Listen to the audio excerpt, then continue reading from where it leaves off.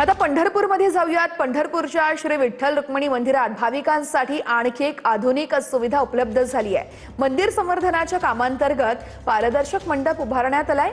या मंडपामुळे आता भाविकांना कळस दर्शनाचा आनंद घेतच दर्शन मार्गाने प्रवास करता येणार आहे। विशेष म्हणजे उन्हाचा तडाखा, वारा आणि पावसापासून मंडपामुळे संरक्षण मिळणार आहे।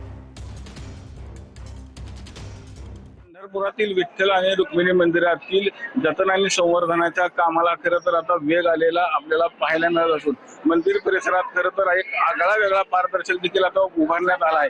त्यामुळे भाविकांना आता मंदिराच्या कळसाचे दर्शन सहज घेता येणार आहे। ऊन, वारा आणि पावसापासूनही खरं तर संरक्षण भाविकांना आता मिळणार आहे। मंदिरातील जुन्या सिमेंटच्या सभा मंडपाऐवजी आधुनिक तंत्रज्ञानाचा वापर करून पारदर्शक मंडप उभारण्यात आला आहे।